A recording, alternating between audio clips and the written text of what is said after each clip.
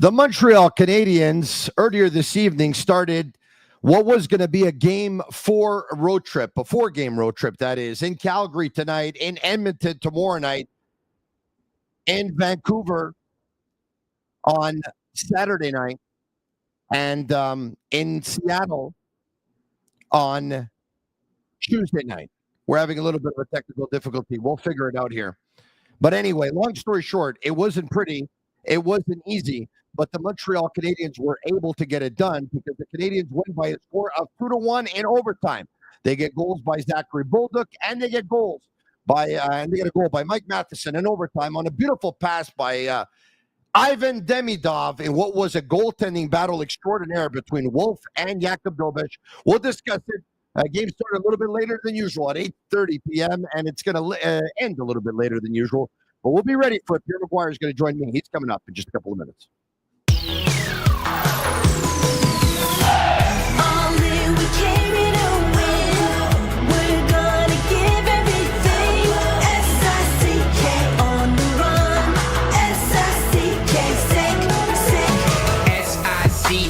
It's the sickest podcast. Tune in for the audio, or you can even watch back. Giving players all the props, or put them on blast. We don't give no hot takes, only talk facts. We're giving all our devotion, riding high on this wave of emotion. Going all out, yeah, cause this is our time. No, ain't no stopping us till we reach the finish line. All in, we came here to win. We're gonna give everything. S-I-C-K on the run. S-I-C-K, sick. On fire, we're ready to fight. We'll bring the house down tonight.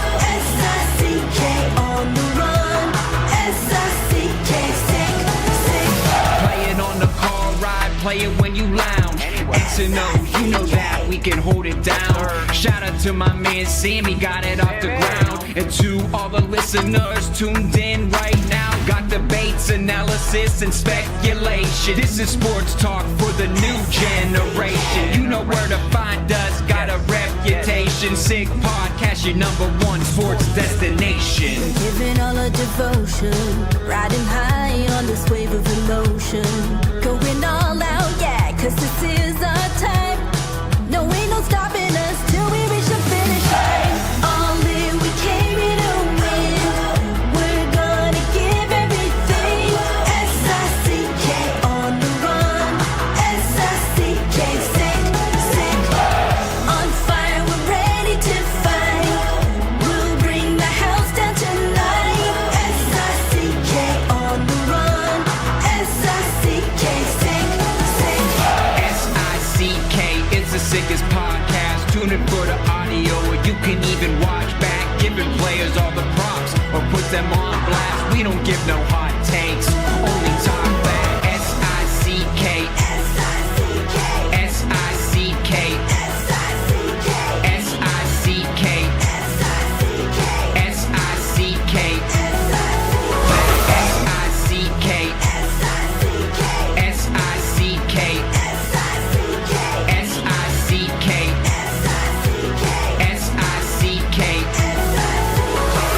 All in, we came here to win. We're gonna give everything.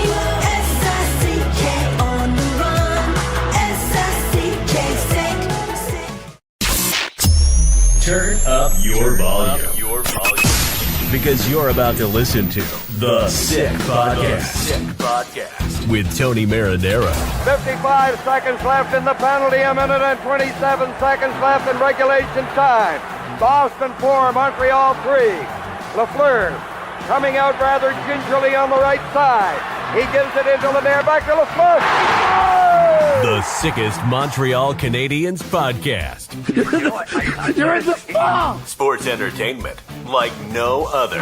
Rejoint, on lui fait perdre la rondelle, une passe devant. Et c'est le dégagement et ce sera la victoire des Canadiens. Stanley pour les Canadiens, le 23e de l'histoire. You found the dogs! John, you found the dogs! He found the dogs! And all together, they worked a young team to the top. And now, a 24th Stanley Cup banner will hang from the rafters of the famous Forum in Montreal. The Canadiens win the Stanley Cup. Brought to you by Energy Transportation Group. Driven to be different. Tibi. Embrace your true nature. And Playground, your premier gaming destination. It's gonna be sick. Marinaro, we're here on this Wednesday, October 22nd. It wasn't easy. You would have thought it probably would have been easier than this. The Canadiens visited the Calgary Flames, who lost their last 6 hockey games going into tonight's game. But it wasn't easy because Dustin Wolf was really, really good in goal for Calgary.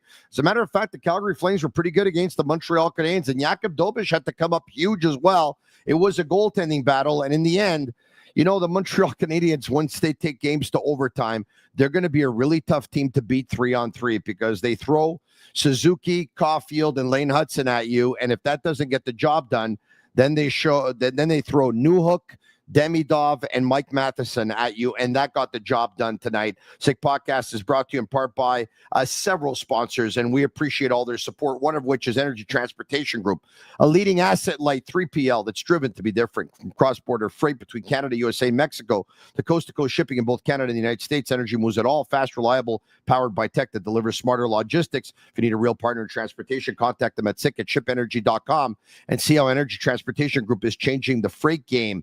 Also brought to you in part by Playground, Winning Wednesday, the ultimate midweek experience for players age 50 and up, by the way, for people like me. Start your day with a $5 breakfast as of 7 a.m. Take your shot at winning your age of cash and hourly draws until 3 p.m. Don't forget to claim your free play, available until 10 p.m. Wednesdays were made for winning only at Playground. So for those of you that were there earlier today on Wednesday, I'm sure you enjoyed your day. You see that fridge behind me? That's a little bit to Tibi. Their new Ultra Lager, refreshing, thirst-quenching beer, perfect for cool fall days. Only 90 calories, 2 grams of carbs, 4% ABV per can, available in a pack of 6 to 12 in grocery stores all around the province of Quebec. Ultra light and ultra refreshing. Without further ado, let me bring in my co-host every time the Montreal Canadiens play a game during weeknights. He joins me, and every now and then he joins me on weekends too when we decide to go on weekends. We did last week on Saturday, and we're here tonight. And by the way, we'll be here tomorrow night as well. And the jury is still out if we're going to be there on Tuesday night when the Canadiens are in Seattle versus the Kraken, which starts at around 10:30 at night or whatever it is Eastern time. But knowing Pierre McGuire, knowing myself, and knowing the Cavallaro family, chances are we will be there. Pierre McGuire is coming up. The McGuire Report. Presented by Vago Italian. Vago Italian is on Green Avenue in Westmount, corner of de Maisonneuve. They've been open for 23 years. You know how hard it is for a restaurant to be open for 23 years? Not many of them are. As a matter of fact, a lot of people say if you want to open a business nowadays, don't open a restaurant because it's a really, really tough business to get into. It's so competitive. The margins are probably smaller than ever.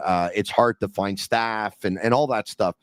At Vago, they don't have this problem. They keep their staff. They've had their staff. You're going to go in and you're going to see people serving you that served you 5 years before, 10 years before, 15 years before. They've been open for 23 years. When your staff sticks around that long, it's because they're treated well and they treat you well. And they have private dining rooms for any occasions, birthdays, engagements, corporate meetings, plenty of free parking after 6. Open Monday to Saturday evenings and lunch Tuesday to Friday. Fresh quality ingredients, old world Italian classics, new Italian. Go see Tommaso. He's the most popular man in Westmount. He's at the front of the house. Angelo's at the back of the house. Pierre McGuire, how are you? I'm very well, Tony. Nice to talk to you. Nice to talk to you as well, Pierre. I heard about a Calgary Flames team that was bad. Look, I got to tell you something. I look at them on paper. I'm not impressed at all. But I would have to imagine they played one of their better games tonight because they could have easily come out on the winning side of things tonight. They played a real good game, number one. Number two, Dustin Wolf, I heard you say before, was outstanding. Yeah. And number three, the Canadiens, that's a tough trip. They flew yesterday. They didn't have a morning skate. They're a little out of rhythm. I didn't think they were great to start the game. I thought Calgary really dictated the terms early in the game. Wolf made some unbelievable saves, obviously, to allow Calgary to stick around. After the Bolduc goal, I thought Canadiens would start to take over the game. They weren't able to do that. Obviously, the turnover by Dobson hurt them a little bit on the Klapka goal. But man, oh man, after that goal, I don't know if you agree with me, the Canadiens just upped the ante of that game speed-wise. It was unbelievable to watch. Pierre, I think the goaltending battle that's going on right now is an absolutely fantastic thing for Dobes. I think it's actually going to end up helping out Montembeault in the end, because if he plays less games than he was slated to play, I think he's going to end up being better for it. I think it's obviously great for the Montreal Canadiens. Jakub Dobes just played 4 games thus far this season. His numbers are absolutely lights out. I think he's got like the second best save percentage in the league. With tonight's performance, he probably actually maybe even passed Shesterkin. We have to look at that. Shane Gaumont will let me know he's a master control. His goals against average is outstanding. The guy doesn't give up too many goals this season. It's unreal, really, the way he's played, Pierre. But some are taking an exception. You know, Jose Theodore earlier tonight on Les Amateurs de Sport with Mario Langlois, he said, you know, he doesn't believe basically the disrespect to Montembeault, that they did this to him. Other members of the media are saying, hold on a second. Isn't Montembeault supposed to be your number one? Why isn't he playing the first game of the trip? Why did he play I'd love to have your thoughts on it, Pierre, and I'm going to ask you, because I think everyone's talking about it. Do we have a real, legitimate goalie? Some will call it controversy. Let me call it, do we have a real, legitimate goalie battle for the number one spot in Montreal just 8 games into the season? I think you got a competition for ice time, which is a good thing, not a bad thing.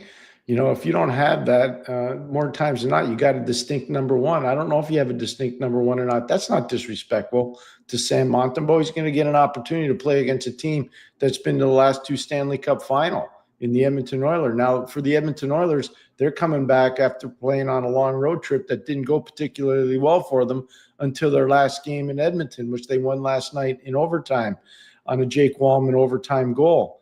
On the power play. But I don't know how that's disrespectful. Competition's competition. You go with what you think as a coach.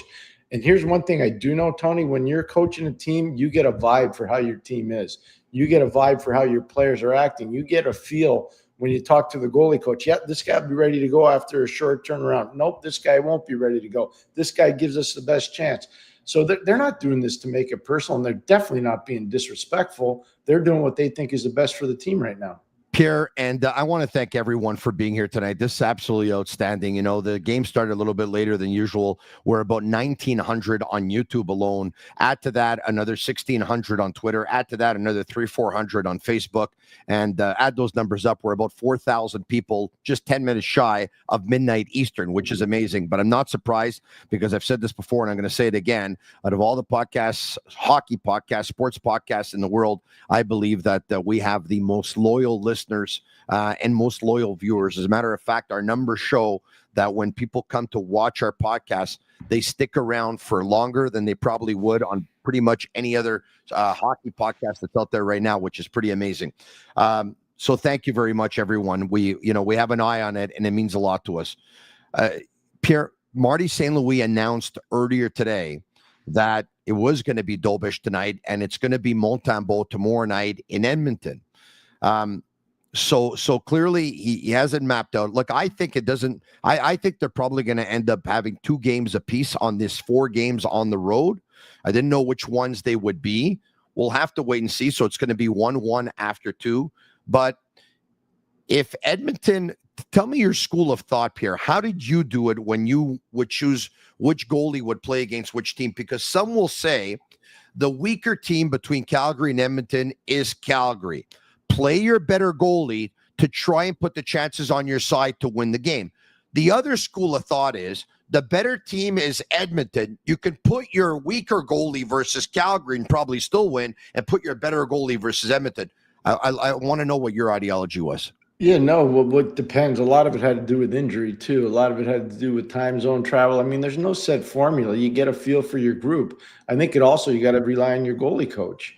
But I think more than anything else, if anybody thinks that this was a disrespectful kind of a decision by Marty, I think that's wrong.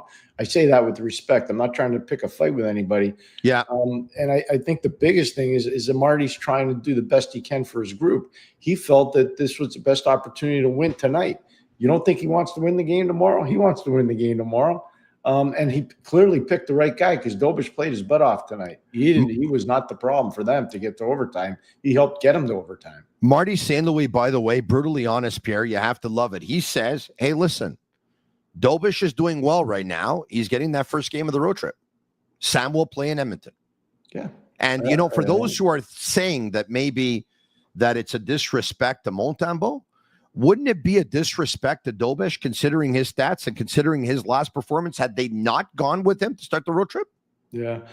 Yeah, I don't even know if it's disrespect. You're part of an NHL team that's an Original Six franchise. It's one of the top teams in the league right now. So just the fact that you have a uniform is respectful. I don't think there's anything like disrespect in any of this decision-making.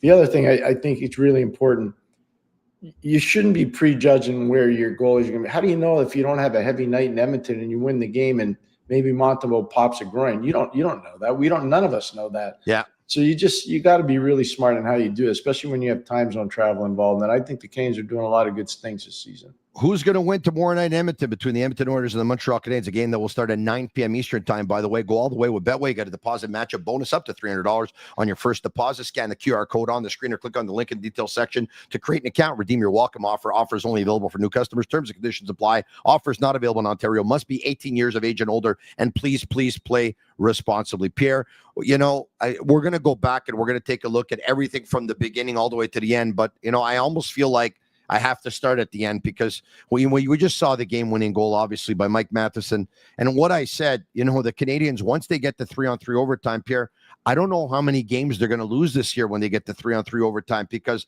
they start the overtime session with Nick Suzuki, Cole Caulfield, and Lane Hudson. And if they don't score, they throw all kinds of speeding and skate at you and skating at you with Mike Matheson, Alex Newhook, and Demidov. And Newhook could obviously keep up with Demidov, and Demidov can keep up with Newhook, and Mike Matheson can skate until 24 hours straight without getting tired. By the way, he led the Canadiens with time on ice again tonight.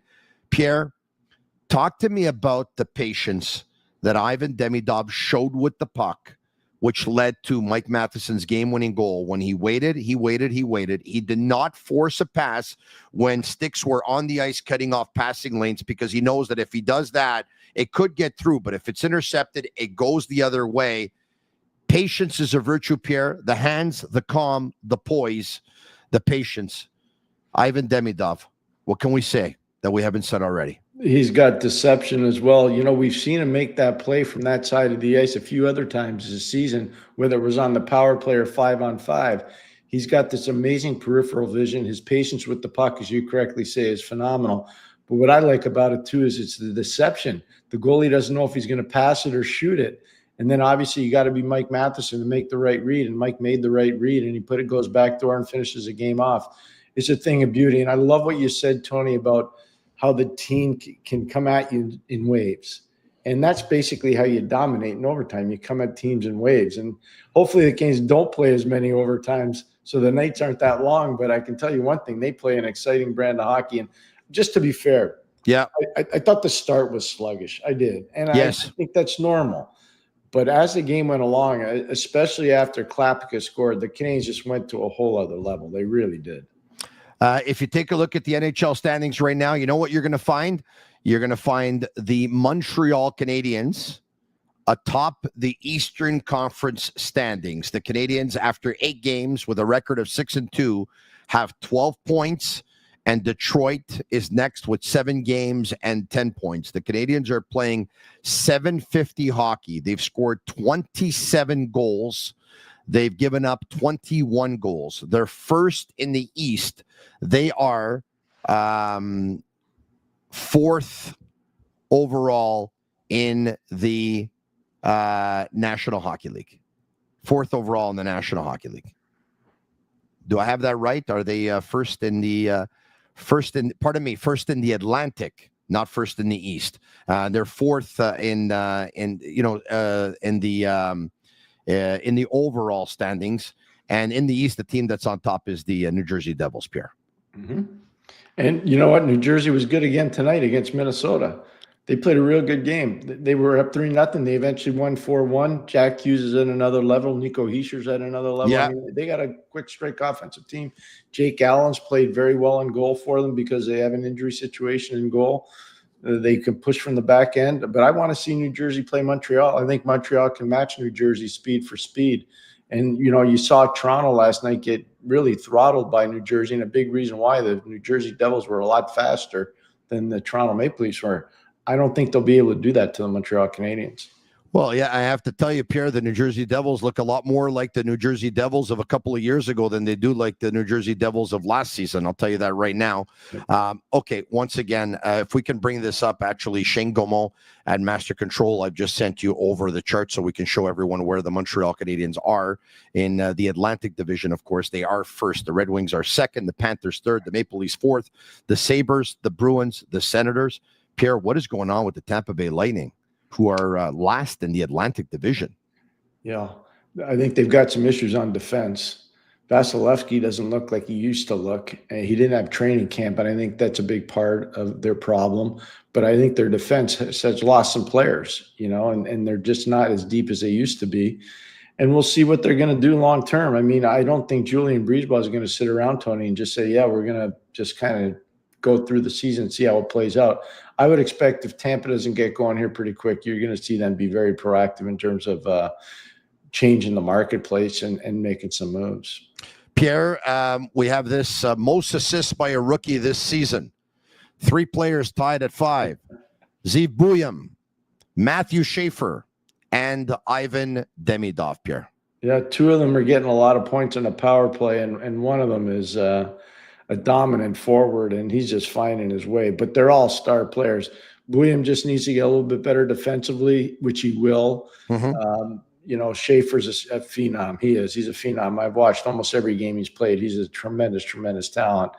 And he'll just keep getting better and better all the time. And quite frankly, you watch Demidov, he just lifts you right out of your seat. Tony, when's the last time you could say the Canadiens have had a player almost every time he touches a puck, it reminds you a little bit of Guy Lafleur? Everybody's like, ooh, ooh, ooh. You get the buzz in the crowd. Yeah. It's pretty amazing. Pierre, I had the pleasure and the honor of having an extended conversation. I'll call it a conversation, not an interview, earlier today with the Senator, Serge Savard. Mm-hmm. And we talked about the fact, he said, listen, he's still young. Let's give him time.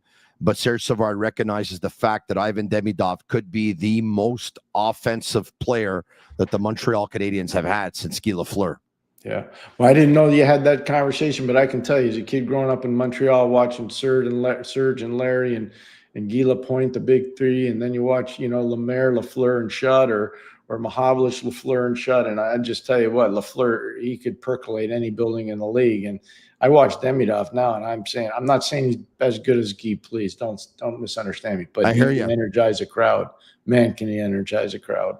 Remember when I talked about Jakub Dobes' save percentage a couple of minutes ago, and I said, I don't know if he's top Shesterkin, but he's probably close. Well, we have the numbers right now. Igor Shesterkin has the best save percentage in the National Hockey League, Pierre, at .957. Wow. Jakub Dobes is next at .950, Pierre. That's really high end. Yeah, you know what the biggest thing about Dobes, and I don't know if you agree with me, he battles on every shot. There were some saves tonight where if he doesn't battle, those pucks are in. Yeah. And we might not even be getting overtime.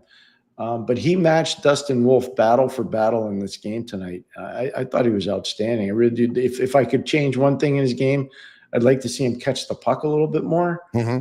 Instead of just having it hit him and drop down. But outside of that, I mean, that's just being a nitpicker. But outside of that, I think he's been really good. Pierre, you've talked about Jakub Dobes being the ultimate competitor. I mean, there's pictures on the internet going around of an octopus and all over the place and stuff like that. And look, Dominic Hasek, of course, used to have a style that was unorthodox, but it didn't matter, right? He used to make saves more than anybody else. And for a period of a couple of years, he was the most dominant goaltender in the world. As a matter of fact, in those 2 years that he was the most dominant goaltender in the world, and he won the Hart Trophy as the league's best player, that's probably the most dominant we've ever seen a goaltender in the history of the National Hockey League in the regular season. Dobes has something that Hasek had, and that is an unorthodox style, but so very competitive. Like he stops pucks. and he's doing it more so thus far this season than he's ever done it before, Pierre. And, Anthony Martineau joined me earlier today of TVA Sports, and he says, Tony, Dobes has something that you wouldn't think a young player has.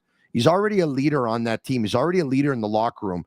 Pierre, they have a ton of respect for him, and they go out and they sacrifice their body for him. They give him a lot of credit. They give him a lot of love in the locker room.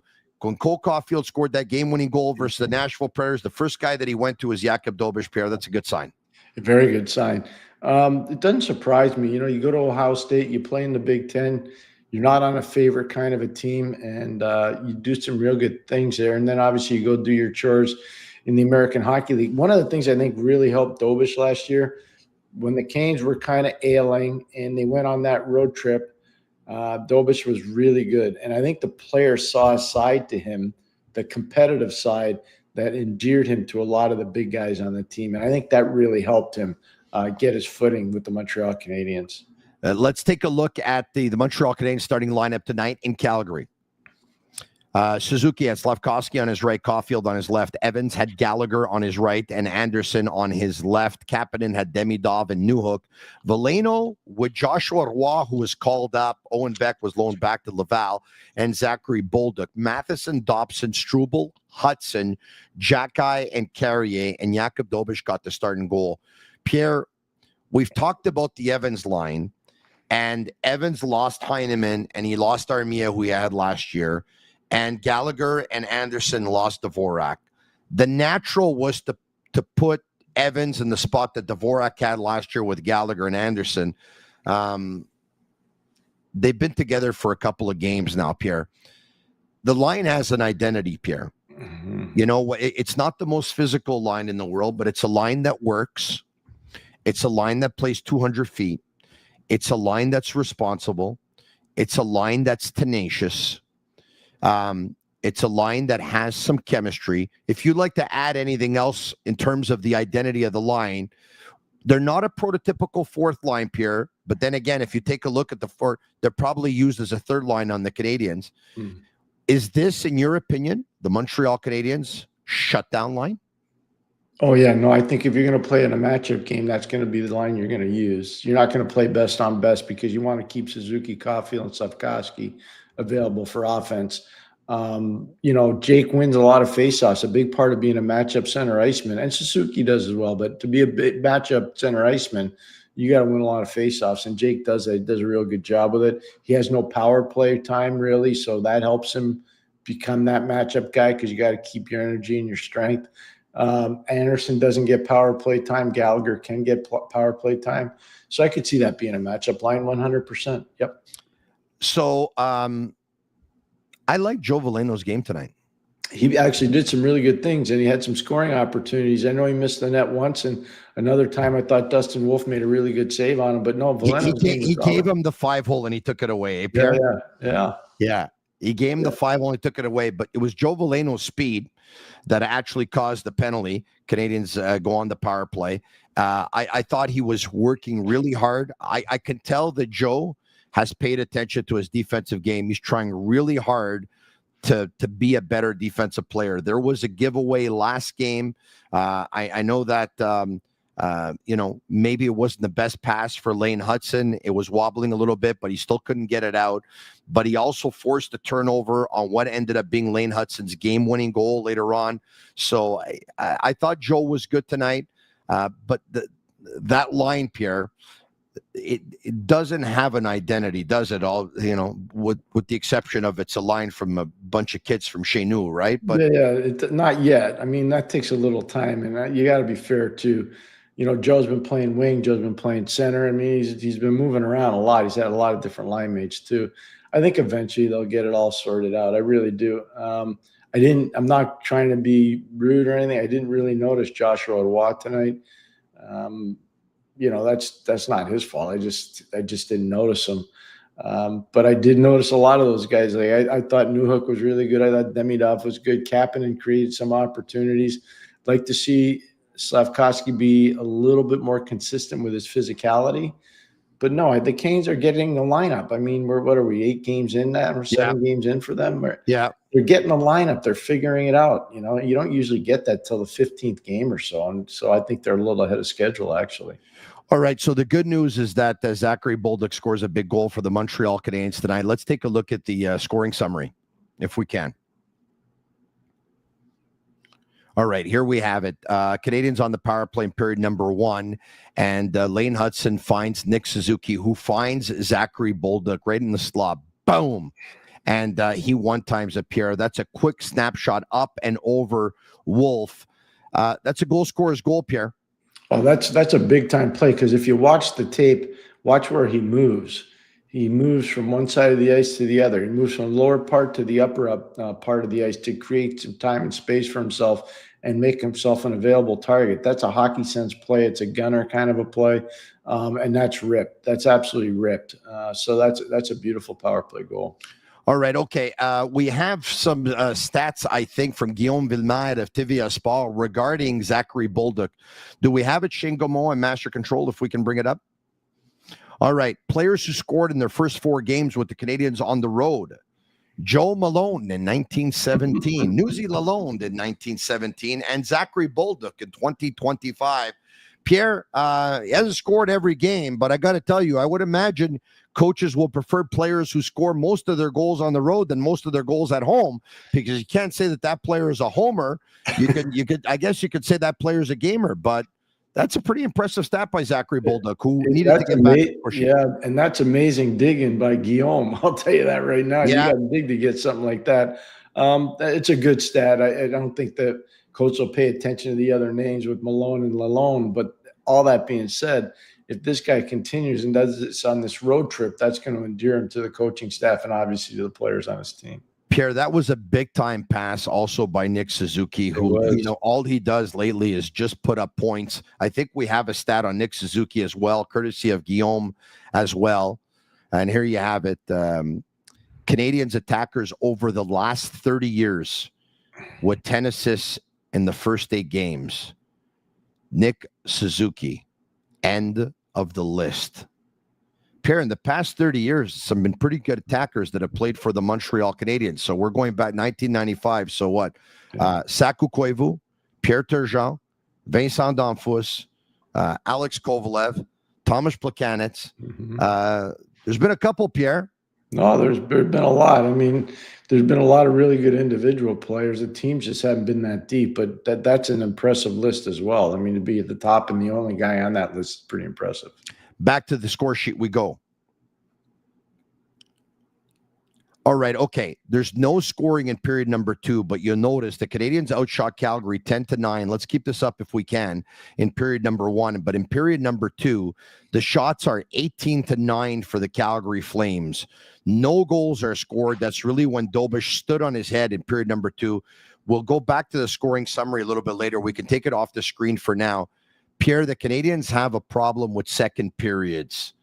Obviously, Marty St. Louis hasn't figured it out yet, because if he would, they wouldn't keep on having a problem with the second periods. But, when you have a problem with the first period, Pierre, you can probably say your team is slow and getting out of the gates.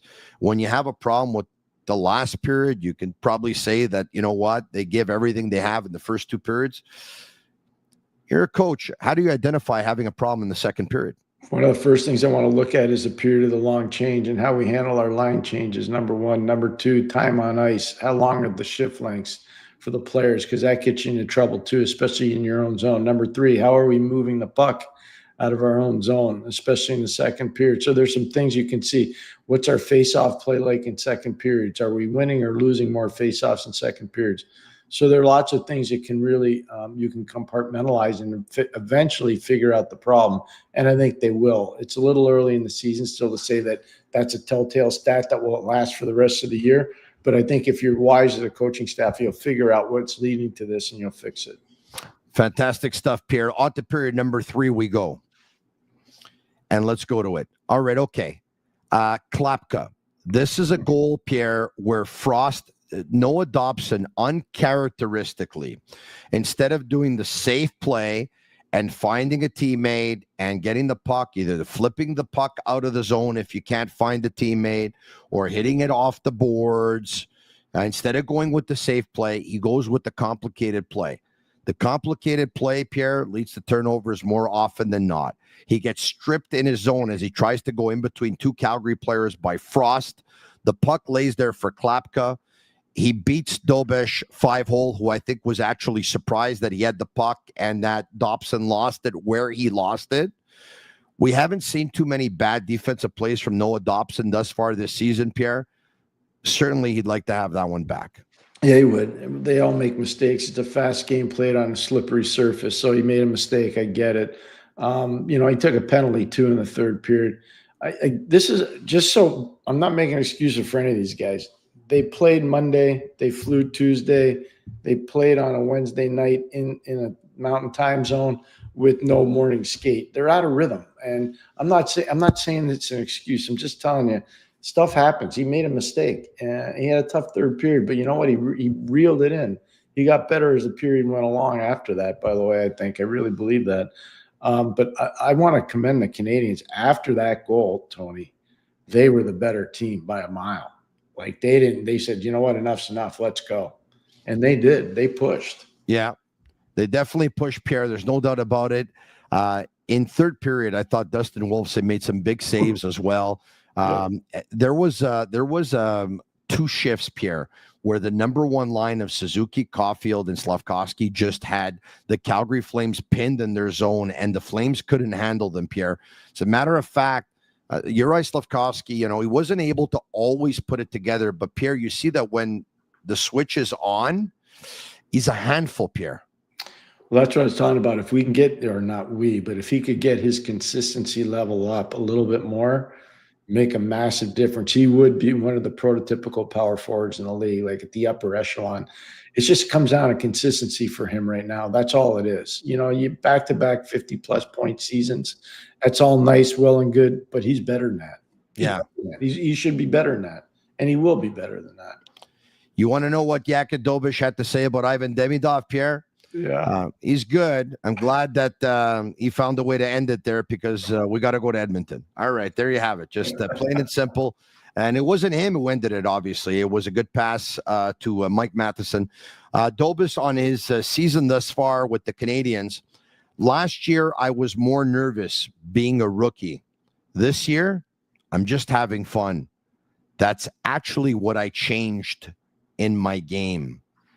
Very simple, Pierre, what he's saying, but, very true. Probably put too much pressure on himself as a rookie, just trying to have fun tonight. And the guy, Pierre, imagine being the goalie of the Montreal Canadiens. It comes with a lot of pressure. And Dobes just saying to himself, you know what, let me just have fun with it. Well, I think part of that is the messaging from the coaching staff, too. It's a really proactive coaching staff. And we talked about it on the show. When Marty calls a timeout, he's not browbeating guys. He's smiling. He's laughing. He's getting guys to relax. He's been there. He's skated in those skates. He's walked in those shoes. He knows what the pressure is. He's an undrafted player that made the Hockey Hall of Fame. The game had to be fun for him. If it wasn't, you're looking at every other day, maybe going to American Hockey League or going to the East Coast Hockey League. You never know. I mean, so it's hard, but I think the Canes have created an amazing aura around their dressing room and around the ice and around the practice facility. I really do. Pierre, last show, Maxime Lapierre joined us, and he said, listen, this dream of Crosby or this dream of this guy, that guy, the most realistic player that the Canadiens should target is Nazem Kadri.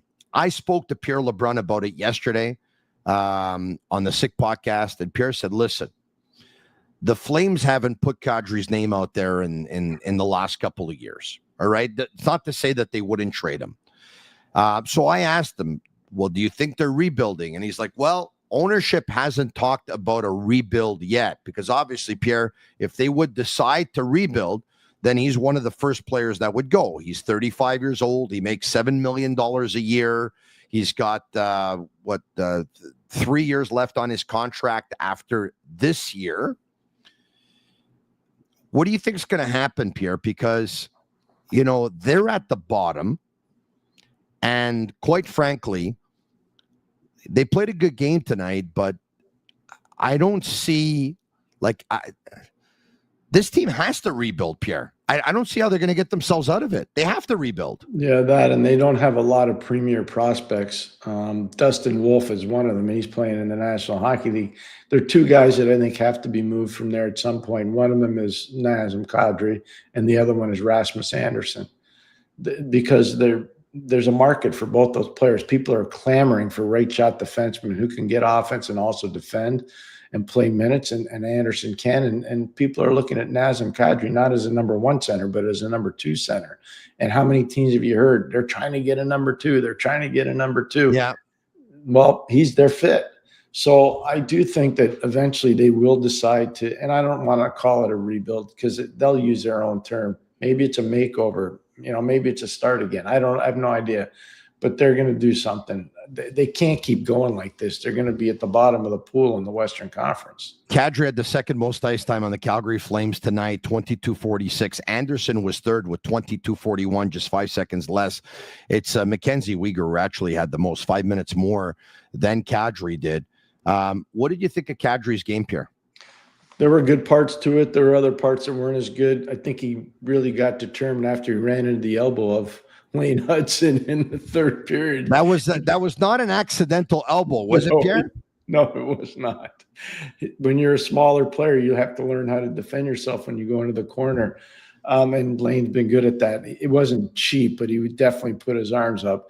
But listen, you tell your players to protect themselves, right, Pierre? I mean, that's 100%. A little bit of he's being very, very wise there in what he did. I actually thought, you know what? Good for you, kid, because he's going to be a target. He already has been, and he will continue to be. For those who didn't see it, Nazem Kadri goes in, and he's about to board Lane Hudson, and he does, but before he hits him, boom, Lane Hudson just sticks the elbow out, and Kadri takes the elbow in the face, and he goes down, and boom, goes back to the locker room and stuff. And good for Lane Hudson. That's the way to protect yourself. Yeah, 100%. But I thought Naz was good, and I thought he got better after that. I thought he was better after that. All right, okay. So, Pierre, the fourth line now. There's a lot of people on YouTube Live right now that are saying, hey, you know what? Bolduc can't be on a fourth line. But at the same time, Pierre, Alex Newhook is a target for some as well. I think Newhook's shown fantastic chemistry with Demidov thus far this season. I really have, and I can give you so many examples. That game in Detroit, the second game of the year, the pass from Demidov to Newhook to Kapanen, goal. The opening night in Montreal, the pass from Demidov to Newhook, goal. Lane Hudson's goal, I think, versus the Buffalo Sabres went from Demidov to Newhook to Hudson, goal. Tonight, they're on the ice together in a 3-on-3. I want Bolduc to get more ice time, Pierre, but I'm not so sure that Alex Newhook should pay the price. No, I don't think he should pay the price either. Look, Bolduc's getting first power play minutes right now. Eventually, there's going to be injuries. He's going to find his way into the lineup and be more consistent.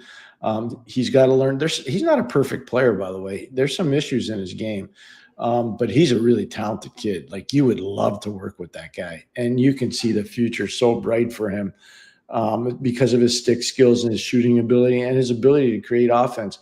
He's got to be more consistent on the forecheck, a lot like Safkowski, by the way, and he has to be much more reliable deep in his own zone and also above the circles in his own zone. But that will come again. He's just a young player.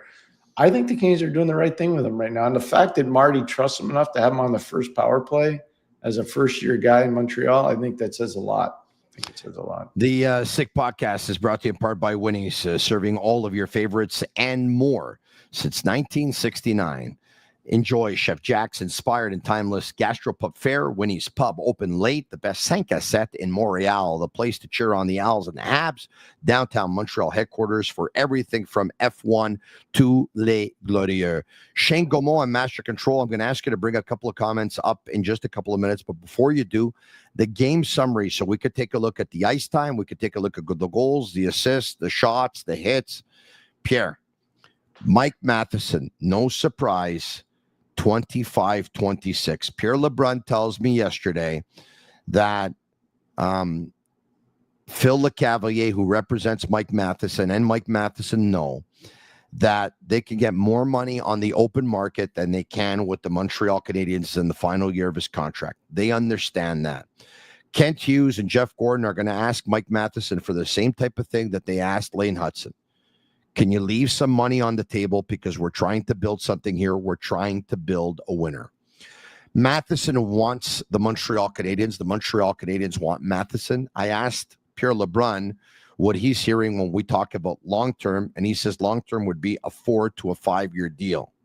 You know, Pierre, the more Mike Matheson plays 25, 26 minutes a game and plays more minutes than the other two defensemen who are making $9.5 and $8.85 million per year, and the more goals he puts up and the more points he puts up and the more pluses he puts up. And look at these stats tonight: 25, 26, 3 shots, 2 attempts blocked, 3 block shots, 1 goal. It's the game winner, +1. What more do you want? No, he's doing what he's doing. I told you the other day, it reminds me a lot of what Toronto had to do with John Tavares. Yeah. You know, he's a local guy. He wanted to stay there. He left money on the table. He wants to be part of a winner. Same with Mike Matheson. Mike Matheson's from the West Island of Montreal. He wants to be part of the Montreal Canadiens organization. His parents live there. His family's there.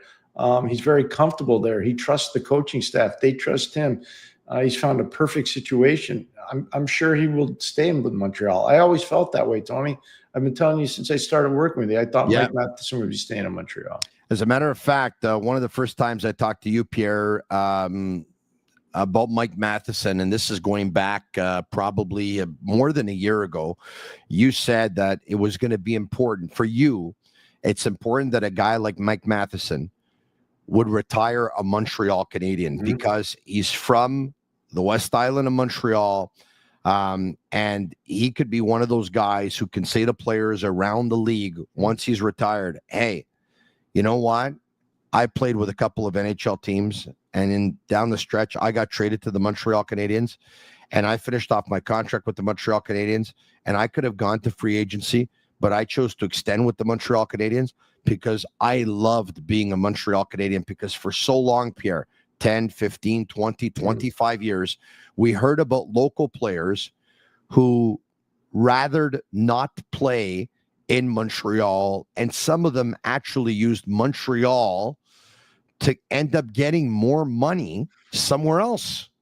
And this would be the complete opposite. A player who would say, I chose to stay in Montreal and I could have got more money somewhere else, but I chose to stay because it was great.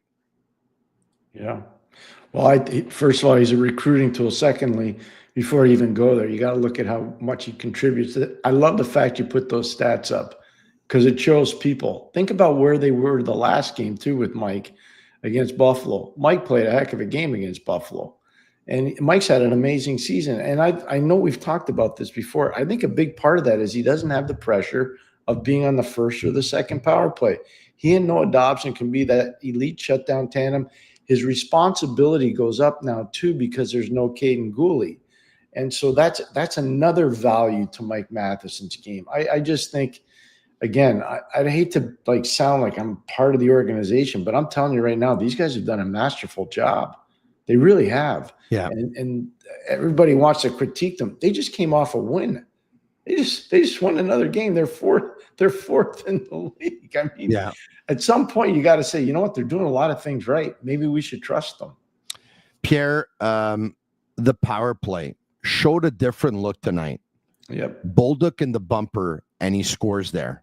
Is that his place? I think it is, actually. I've felt that for a long time, watching him play junior and then watching him last year in St. Louis. And the thing that I talked about on the goal was he moves. He knows where to move. He knows how to support. He knows how to find a dead spot in coverage. And that's a big part of being the best bumper player, is being able to identify that. That's Bergeron did that, Patrice, in Boston as well, or better than anybody over the last 15 years in the league. He was just so darn good at it. And not everybody has good bumper players, but Bolduc is definitely a good bumper player. All right, okay. So the power play scores that big goal tonight, but a lot of people have been saying that Ivan Demidov should get first unit on the power play. Pierre, last year you were very outspoken from the get-go. I think it was game 1. You're like, okay, listen, Lane Hutson's going to be the quarterback of that power play, needs to be on the first unit. I don't know if it took 2 months before he was actually put on the first unit, Pierre, but it took a good month and a half for sure. Where are you vis-a-vis Demidov and getting promoted to the first unit on the power play? Really close. Really close right now. And let's not look at Slavkovsky's still an important player in this team, and it's not a knock on him, but how do you take away this guy's creativity? Tony, he makes everybody better. He is a human highlight reel. He really is. And watch him grow every single game. If he gets those first power play minutes, you watch what he does. He's just going to keep getting better and better all the time. The magic between he and Lane Hutson is phenomenal. The magic that I could foresee for all of us with him and Nick Suzuki could be off the charts. I mean, so at some point, I got to believe that's going to happen. All right, okay. So it wouldn't be at Bolduc's expense. If it happens, it's at Slavkovsky's expense. I would say Slavs. And that's, again, it's not a knock on him. Okay. It's not. It's just the reality of they're two different players. So I need you to think about this for a second. And I didn't think I was going to go here because once again, the line of Caulfield, Suzuki, and Slavkovsky last year scored more goals 5-on-5 than any other line in the National Hockey League. And I really believe that Juraj Slavkovsky was born to play with these two guys. I hear all kinds of things about Slavkovsky. He fumbles with the puck. He doesn't have the playmaking. He doesn't have the stick work. He doesn't have the finesse. He doesn't have the this. He doesn't have the moves. He doesn't have that. But Suzuki and Caulfield have those things. He has other things, like he does the dirty work for them. But there's going to be some games that are going to be wide open. You won't need a guy like that to do the dirty work. If Demidov ends up getting promoted, if he ends up getting promoted on the first power play unit, and if he ends up getting promoted to the first power play unit at the expense of Juraj Slavkovsky, they're going to develop some chemistry together with Suzuki and Caulfield. Can that translate, or should it translate, or should at that point they be thinking about actually putting him on the number 1 line? I don't know. That's too early for me to tell. I understand why you're thinking that way, and I can see the premise. I just think it's too early. I think power play is different than 5-on-5. You just made a real good point against your argument. Last year, that line was so good 5-on-5 with Slavkovsky on it. I wouldn't want to mess with that. But on the power play needs to be better than what it has been. Obviously, it was successful tonight, but it wasn't maybe as successful as you'd like it to have been the first group of games of the season. But it needs to be better, and it needs to be more consistent with all the firepower they have. I think if you look at it, Demidov would make it better. He would make it better. Is it a challenge for a coach, because it obviously facilitates things for him, if he puts Suzuki, Caulfield, Slavkovsky on a first unit power play, and then they come off and they get a breather, and then all of a sudden, you know what, power play's over, you're 5-on-5, he puts them back. If he removes Slavkovsky from that first unit, now you have Slavkovsky on the second unit, then Suzuki and Caulfield have to get out there a little bit later on, and then you got to get Slavkovsky back on. Does it complicate things? Do most teams put their first unit, their first line on the first unit power play? Everybody's different. No, a lot of teams do it different. I mean, I'll just talk about ours in Pittsburgh. Yeah. Kevin Stevens and Mario were out there a lot, but there were also times when they weren't out there a lot. And sometimes Mario had Mark Recchi as a winger. Sometimes he had Jaromir Jagr as a winger. Sometimes he had Rick Tocchet as a winger after we traded Recchi for Tocchet. So everybody, it was different. I'll tell you how complicated it can be, okay? We had Ron Francis take our faceoffs on all power plays. Yeah. And then he would come back and play the point with Larry Murphy. So, I mean, it's not that complicated to do. Now, I was working with a guy that was a hockey savant, genius, in Scotty Bowman. I'm not saying these other guys can't be like that, but it's a math equation more than it is a hockey equation. As long as you can figure out the math, you can do it. I'm going to catch you by surprise here, but I know you're going to know where I'm going with this. You know the way everyone's talking about the fact that the Montreal Canadiens need a centerman? Yeah. What if it's Demidov? And by the way, I'm not talking about him playing center. No. Jeff Gordon said at the end of the year last year, are we looking for a centerman? And then he said, you know what? Ultimately, I like to bolster our top six because there are players in the National Hockey League that drive play that are not centermen. Pierre, we know who those players are. They're the Kucherovs, the Kaprizovs, the Panarins, the Marners of this world. We can add other names. If you take a look at Demidov and the way he set up Matheson tonight, and I know it's 3-on-3, but they mentioned earlier tonight on the broadcast that I think there's 3 or 4 players in the entire National Hockey League, Pierre, that have more slot passes than Ivan Demidov this season. Matt Duchene, Nikita Kucherov, and Connor McDavid. Duchene's a centerman. Connor McDavid's a centerman. And Kucherov's one of those playmaking wingers that plays like a centerman. Yeah. Sure, a centerman would be great to play with Demidov. But can he be that play driver that Jeff Gordon was talking about? Oh, yeah, for sure he can. There's no question in my mind after watching him last year and then this year again. Yeah, for sure he can. Yes. Kirby Doc, Marty St. Louis told us that, and he's been out past couple of days. Of course, there were therapy days, this, that, and whatever. And Marty St. Louis told us he's going to be on this trip and he's going to get in at some point. The fact that he didn't play tonight, maybe because they didn't want to change a winning lineup last game. But another thing that you have to think about is they probably didn't want him to play 2 games in 2 nights. Let's not forget that knee. It's the same knee, twice an ACL, an MCL, probably swells up. Let's say he gets in there tomorrow night, Pierre. Would you put him in tomorrow night, or would you actually hold off another night because you actually won the game? I'd hold off another night. And there's another thing that I'm kind of superstitious on this. Kirby Doc hurt himself at the World Junior in that rink in Edmonton. And that set him back a lot. He missed the World Junior. Wow. I would hesitate putting him in there. Just telling you. If you remember when he hurt his wrist when he was part of the Chicago Blackhawks. Of course. Yeah. So I would think about that before I'd want to put him in tomorrow. I'd probably put him in Saturday in Vancouver. I was the only reason why I'm thinking about it is Kirby Doc's an Alberta boy. Yeah, no, I get that. Yeah. I get that. I mean, it's not that far to Vancouver. I get it. I hear you. Have you heard the latest on Patrick Laine? No, I have not. Well, the Canadiens have let us know that he is seeking a second opinion on his injury. Mm-hmm. We've been told it's a lower body injury, Pierre. We don't know what it is. We know a few things.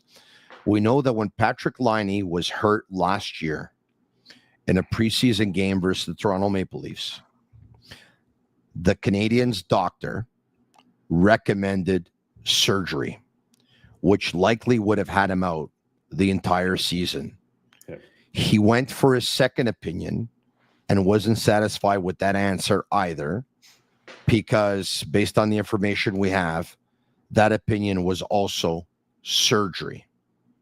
He ends up taking the plane and he goes for a third opinion, and he's satisfied with what he hears on that third opinion. And that is, you don't need surgery. You can do physio. You should be okay. He returns to action last year, December 2nd. He missed about 30 games. Now it's a lower body injury again. Can it be that knee is coming back to haunt him? Because let's not forget, a couple of doctors told him last year in preseason, you need surgery. Yeah, it could be. And he didn't get it. Yeah, I don't like to speculate on injuries. Yeah, me neither. But I would say this. I mean, the fact that he's going for a second opinion, it's probably not a good report. It's probably not a good report for him. It would explain some of his struggles, obviously. Yeah. Right? Kind of sucks because, let's be honest, here's a guy who just had a huge smile on his face talking about the fact that his love for hockey came back, and that for the first time in a long time, he was actually healthy going into a season. Mm-hmm. And now here we are 8 games into a season. He's already missed the last several, out for a couple of therapy games, missed a couple of games, now going for a second opinion. It's not good. Pierre, Daily Faceoff is a very reputable website. You can correct me if I'm wrong. I think we can all agree. They had a report earlier today, and I'll try and find the journalist's name or the reporter's name, but they had a report out earlier today that the Canadiens are talking extension with Mike Matheson and Patrick Laine. Yeah, I don't know about that. There's no way, with all due respect to them, Pierre, of course. Yeah. I mean, I don't have any information that tells me otherwise, but I mean, I would bet the house that they're not talking extension with Patrick Laine. Based on what? Yeah, no, I have a hard time believing that. Doesn't mean they're wrong. I don't see it right now.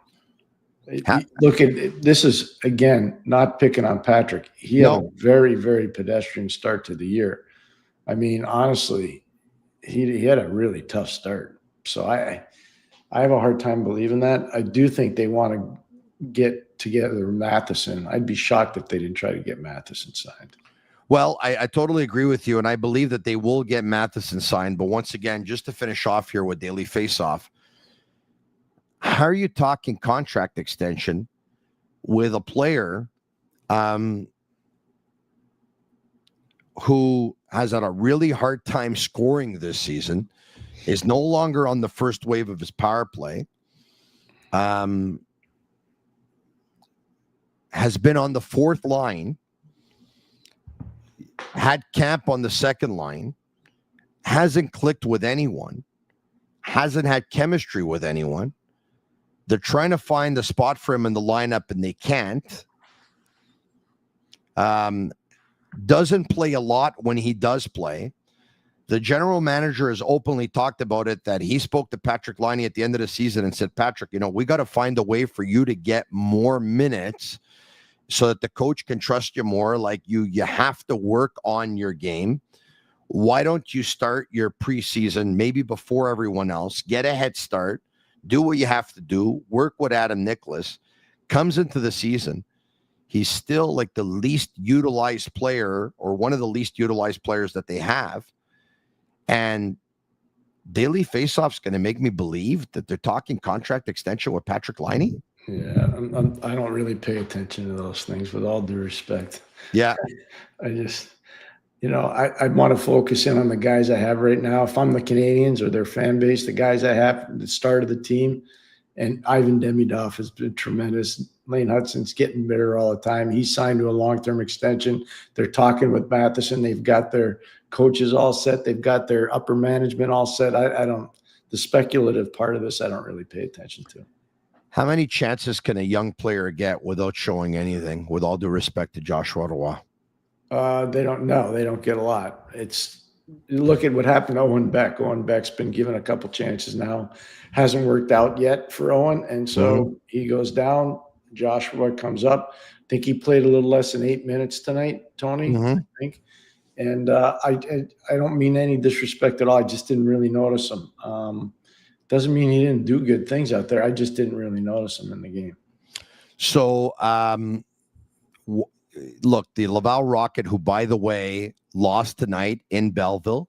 They had won their last 3 games. Joshua Roy had done okay. There was one game where he had a couple of goals. Once again, Beck was here for a couple of games. They send them down. They bring up Joshua Roy. Pierre, it's interesting because Anthony Martineau reported a couple of weeks ago that he had a conversation with Joshua Roy's agent, Olivier Fortier, who said that, they would be talking to the Montreal Canadiens about Joshua's situation. Obviously, they want to know where he's probably wanted to know where he stood in the organization. And do teams bring up players for auditions? Oh, yeah, sure. It's called showcase cinema. It happens all the time. Yeah. Yeah. Happens all the time. But then again, if you want to showcase Joshua Roy, do you put him on a fourth line and give him less than 10 minutes? No, that's one of the biggest problems that we have because of coaches. If you don't trust the player, you don't showcase him in the position. Like Joshua was not there to be a checker. He's there to be a scorer. But who's he going to play ahead of? You're still a coach of an NHL team. It's not a development league. It's a winning league. So if you're one of those players that doesn't have a solidified top 6 or top 9 position, you're on a yo-yo every day. You're up one day, you're down the next. You're up one day, you're down. That's just how it is. And until you can break through, it's a really hard thing. It's really, I'm going through it now with my son. It's a really difficult thing. One day you're up, one day you're down, one day you're just the way it is. It's the reality of the business. We talked about Jakub Dobes and Samuel Montembeault earlier in the program. Tonight, for the first time, says Guillaume Villemayre of TVA Sports, for the first time in 109 games, Montembeault didn't get the start for a second game in a row. First time in 109 games. No, that's an interesting one. It is an interesting. Well, you know what? Once again, the Canadiens, when they claimed Samuel Montembeault off waivers, Pierre, he's averaged in the last 4 years since they picked him up, 4 or 5 years, 45 games a year, and played 62 last year. Yeah. The Canadiens gave him an opportunity to be number one. They're probably doing that with Dobes now. Yeah, I don't know. I don't want to speculate on that because I think, quite frankly, they're going to have an internal competition. They're going to see which one's best. I don't think there's too many goalies that can play over 60 games anymore. It's too hard. I really, the days of Marty Brodeur, 70-plus starts, 10 years in a row, those days are gone. I don't see anybody doing that. Yeah, and I don't either, Pierre. And once again, this is why I said that Dobes playing more games than we probably would have anticipated before the season started. And I thought, you know what? Maybe Montembeault will play 55 and Dobes will play 27. That'll be good for Montembeault. I'm starting to think that if Montembeault plays 50 and Dobes plays 32, that'll be even better for Montembeault. Yeah, it might be. I agree. Let's go back to some of the, we're going to get to some comments. Let's go back to some of the stats so that we can take a look at them. There's a lot of them that we can highlight here. So we talked about Mike Matheson leading the way with 25-26. Joshua Roy had only 7 minutes and 58 seconds. That entire fourth line, Joe Veleno had 10:22. Zachary Bolduc at 10:45. So Bolduc and Veleno were above 10 minutes slightly, but Joshua Roy was below 8 minutes. In the face-off circle, it was a tough night for the Canadiens in the circle, Pierre. Oliver Kapanen, who usually does pretty well in the circle, won only 2 of 7 for 29%. Mm-hmm. Joe Veleno was even worse, winning 2 of 9 for 22%. Jake Evans won 10 of 19 for 53%. Josh Anderson went 2-0, won 100%. Alex Newhook went 2 for 4, won 50%. Nick Suzuki went 11 of 19, winning 58%. That's not a good night in the circle for Oliver Kapanen. It's even worse night for Joe Veleno, Pierre. Yeah, no, I mean, again, I'm not going to worry about the negative part of it, but there are little things that need to get fixed for all these players. We've talked about it before. There's really no perfect team in the league. And the Canadiens are a real good team. They're just going to keep getting better. But these are little things that need to be addressed, and I'm sure they will. Joshua Roy said, you know what? I got to go out there and I got to at least throw my body. And he had 4 hits in tonight's game. So none that I saw that was very, very hard or hard hitting. Right. But you know what? You got to do something to get people's attention. Right, Pierre? That's a big part of this whole thing is you got to get somebody's attention. And when you do, they got to trust you. When they put you on the ice, they got to trust you. They got to know that you're not going to lose your check. You're going to get pucks in deep. You're not going to turn it over and you're inside your own blue line. There's a lot of different little things, but coaches are always looking for players they can trust. And, at this point, I don't know if Josh was in that position where you could say, yeah, Marty Brodeur clearly trusts him because the ice time tells a different story. Pierre, there's a stat that I find interesting here. If you take a look at Jaden Struble, he played 12:52. If you take a look at Arbor Jacki, he played 12:16. Only 36 seconds more for Struble. Last couple of games, 5 minutes more, 6 minutes more. He was really distancing himself. Tonight, they were really close in terms of minutes. Yep. But one of the stats that I didn't circle that is actually catching my attention is that Arbor Jacki played a minute 43 on the penalty kill. I see that. And Jaden Struble did not. Yeah. Yeah.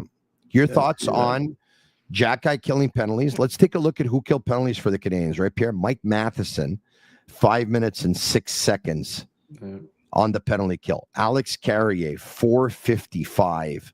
Lane Hudson even had 39 seconds. Jaden Struble didn't have any once again. And Arbor Jacki had a minute 43 on the penalty kill. Your thoughts on Jacki getting penalty kill time and Struble not getting any, Pierre? I don't read too much into that either. It's just the flow of the game. And so Arbor had it going on, and they trusted him in that situation. Struble's, I don't think Struble's played poorly. I think Struble's played fine. Good for Arbor for getting those extra minutes. Again, he wouldn't be getting those if Caden Goalie were playing. So it's good. It's great for him. It's really good. Other stats catch your attention, Pierre, tonight? The 4 shots by Slavkovsky, I think that you've identified is really good. The 5 block shots by Carrier is really impressive. Same thing for Noah Dobson, 6 shot block shots. Yeah, I think those are impressive stats. But the one that you circled at the top with Matheson really is impressive for Mike. He played a tremendous game. Played a really good game. He really did. And, Josh Anderson got 60 minutes and 41 seconds because he played 4 minutes and 19. Once again, we talk about that role that he was given. Pierre, I know this is hard. Once upon a time, I asked Marc Bergevin, I said to him, Mark, Andrei Markov's a certain age. He's coming off a couple of knee injuries. You're playing 4 games in 6 nights. And on the 3rd game in 4 nights, Markov's playing like 26 minutes.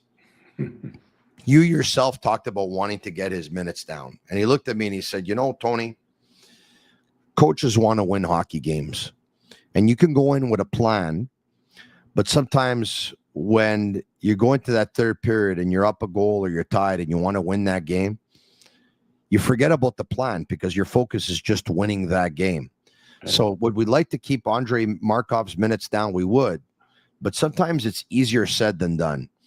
Pierre, that was his answer that he gave me because I was going to say, you're playing 2 games at 2 nights and 3 and 4. Maybe I'm nitpicking here, but it can't be all positive all the time here. We got to find something. It's not ideal to give Mike Matheson shy of 26 minutes tonight and give Nick Suzuki over 21 when you're playing in Edmonton tomorrow night. You're going to be playing in Vancouver at 7 p.m. Eastern time. And, tomorrow night you're playing at 9 p.m. Eastern time. And tonight you played at 8:30 p.m. Eastern time. So it's 3 games in less than 4 nights. Yeah. The only good news when you're going from Edmonton to Vancouver is you're gaining an hour. That's the only good news that you're getting. Yeah. Haven't had to plan a few of those trips over the course of my life. I totally, your point has got a lot of relevancy. It really does. But they had to win tonight. You had to squeeze it out tonight. I don't think they were counting on the Dobson turnover and the Klapka goal. If they don't score there, it's a 1-0 game and it probably stays 1-0. And then maybe the minutes are changed a little bit, but I don't think it's going to bother Suzuki. And the other thing, I thought about this today too, Tony. Mm-hmm. For Nick Suzuki, this is a big dress rehearsal when you're going through Western Canada because that's the home of Hockey Canada. Now, I know there are management people all over the place that are making these decisions. But for Nick, people will be talking about his performance tonight. It was really good. And so, I think he's got this long-term goal of trying to be an Olympian, and he didn't make it for the 4 Nations last year. And I think that this is helping him. It's not hurting him. Nick Suzuki has improved his game in the face-off circle, Pierre, and I think that had to be a point of emphasis to get John Cooper's attention and Doug Armstrong's attention. I asked Pierre LeBrun about it yesterday. I said, do you have Nick Suzuki on Team Canada? And I gave him, as of yesterday, and LeBrun said that he didn't yet, that Doug Armstrong told him that 70 to 80% of the team at the 4 Nations face-offs would be back this year and be on that Olympic team, which leaves 20 to 30% opportunity for other players to make the team. And Pierre LeBrun told me that in his opinion, the players who are on the outside, but who will be battling. Nick Suzuki's going to have, and be in that company with Robert Thomas, Mark Scheifele, Macklin Celebrini, and Connor Bedard. I'm going to put you on the spot here. You're a big boy, so I know you can take it. I just named you 5 forwards. I'm going to repeat them. Nick Suzuki, Mark Scheifele, Robert Thomas, Macklin Celebrini, and Connor Bedard. Today's October 23rd.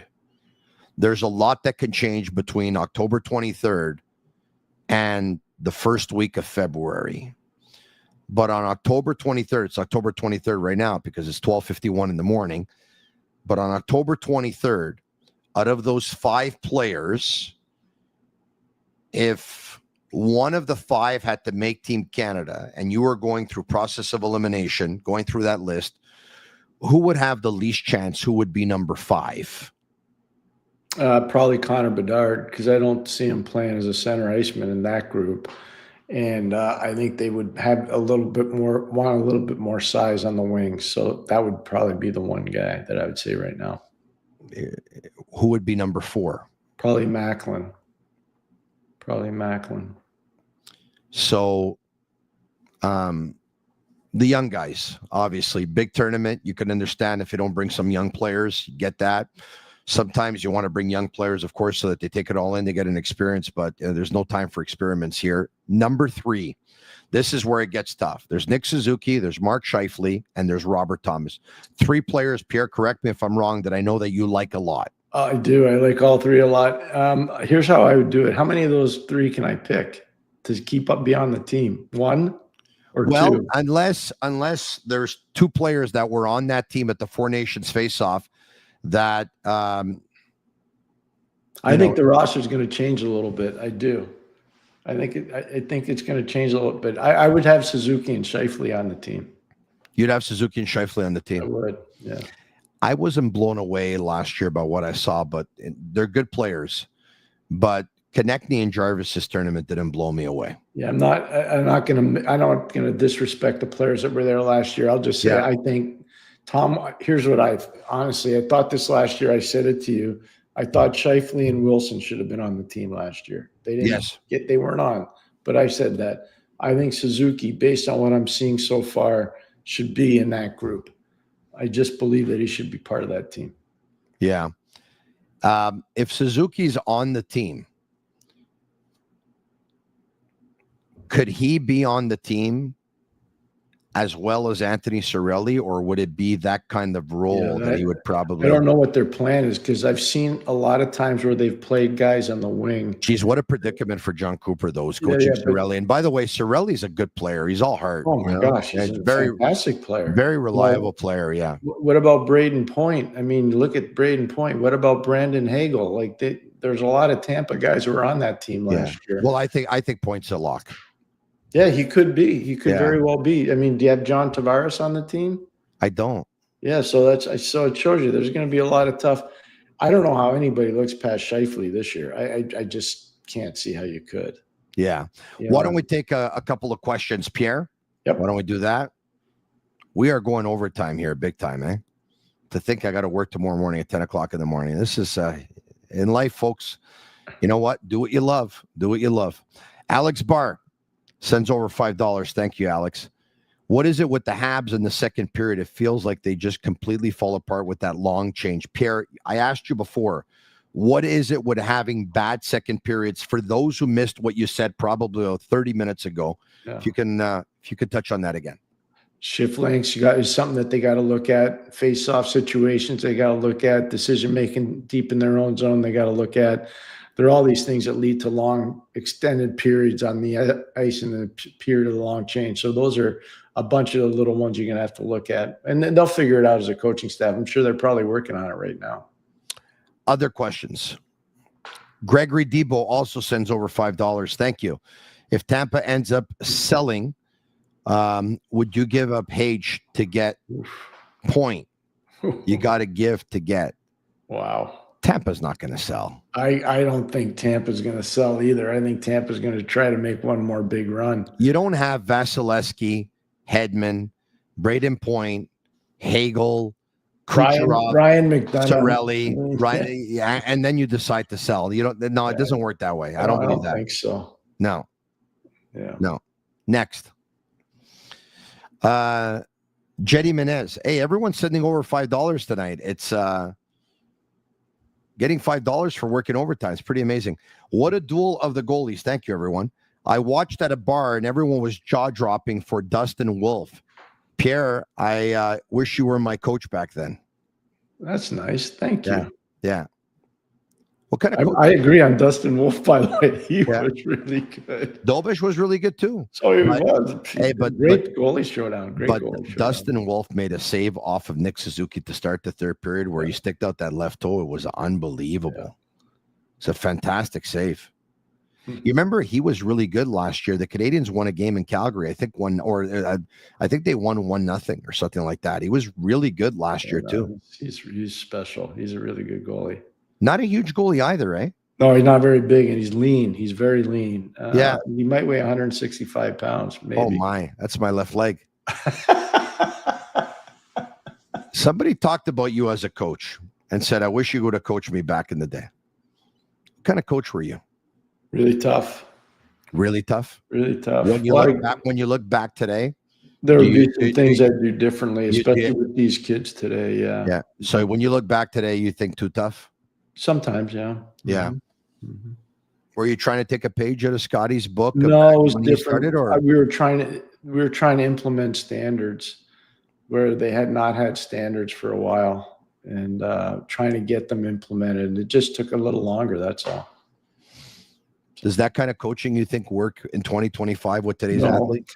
No, that's why if I went back ever, which I'm not, but if I ever did, I would. I see how different it is. I think the TV job really helps if you pay attention to trends that are going on in the league. Mm-hmm. And I see how the better guys do it. Like Cooper in Tampa does a great job selling his product and recognizing how to treat with people. He's really good at it. That's Cooper's strength is as a people manager, not so much as a hockey coach. He's a tremendous people manager. And I think if you look at the better coaches today, like Paul Maurice is really good at that. He manages people. There's a great piece of tape where he says to AJ Greer and Jonah Gadjevich and Tomas Nosek in the final, you guys are going back on because without you guys, we wouldn't be here. Yeah. Like that's a people manager. And I've been down there where you are winning the cup and you are telling guys how proud you are of them. But the way he did it was showing his whole team, we're going to keep doing this. We're going to keep doing this. And you know what? That's a trend nowadays in sports, Pierre. I see it in football. I see it in soccer. I see it in other sports. The manager is actually a people person, and they manage people, and they surround themselves with assistants that are the tactical guys, the tactics guys, the X's and O's guys, and all that stuff. That's the way it works. Yeah. Well, you can see it in the NHL. The better teams kind of have that kind of stuff right now. Is that Paul Maurice? The guy who manages people that you were just talking about? He manages people, and he surrounds himself with a real good staff. Like Sylvain Lefebvre makes all those defensemen better, and their penalty killing is phenomenal there. You look Jamie Compound, the job he does with tactics, it's phenomenal.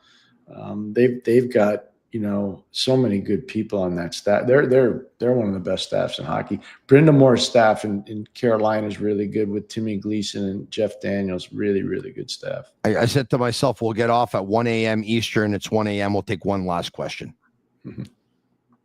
Jake Moore, what good will Goalie be if he can't stay healthy, Pierre? Well, that's so tough. You need Caden Goalie. He's an important part of this puzzle going forward. He's going to have to find a way to learn how to stay healthy in the National Hockey League. Have to. It's just unfortunate. I feel terrible for that kid.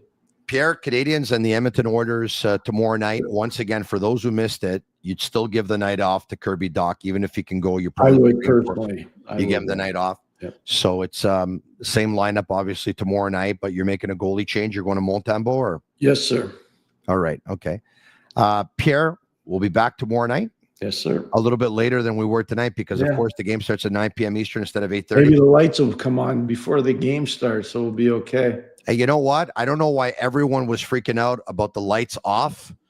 Some of the best moments in my life have come with the lights off. But anyway, that's another story for another day. Pierre, It's great doing this with you. I'll talk to you tomorrow. It's 1:00 in the morning. Thanks for staying up here. Thank you. We'll talk to you soon. Cheers. All right, there you have it. Special thanks to all of you. I want to thank, of course, Energy Transportation Group. I want to thank Playground. I want to thank Tibi. I want to thank Betway. I want to thank Winnie's. And I want to thank Restaurant Vago Italian for bringing you Pierre McGuire. I want to thank Shane Gaumont and Master Control for sticking around with me. And I want to thank all of you. The numbers were absolutely incredible tonight. We had about 3,000 people watching at one point. And the Canadiens win by a score of 2-1 in overtime. And Zachary Bolduc scores a big goal on the power play from the bumper position. And then Ivan Demidov, with unbelievable calm, poise, patience, hands, he finds Mike Matheson in overtime on the 3-on-3. And Matheson looks over at him and says, "Thank you very much. What an amazing play you just made." And that's it. The Montreal Canadiens win a big game versus a team that was struggling but kept it really, really close tonight. And we'll be back tomorrow night. Same time, same place, right here at the Sick Podcast. And I'll be back tomorrow morning en français, because I go Monday to Fridays in French at 10 a.m. I don't know how much longer my voice is going to hold up, but as long as it does, I'll be there. And when it doesn't, well, I'm going to ask Agnello Cavallaro, the owner of the Sick Podcast, to actually do the show. Ciao for now. Thanks for watching. I'll be back tomorrow. Thanks for being with me tonight, and I look forward to you being with me tomorrow. It means a lot to me. Thank you. Have a good night. And that's a wrap. Hope you don't miss us too much until next time. Follow the Sick Podcast with Tony Marinaro on YouTube, Instagram, Facebook, Google Play, and Apple Podcasts. The Sick Podcast is brought to you by Energy Transportation Group, driven to be different. LaBeat.tb, embrace your true nature. And Playground, your premier gaming destination.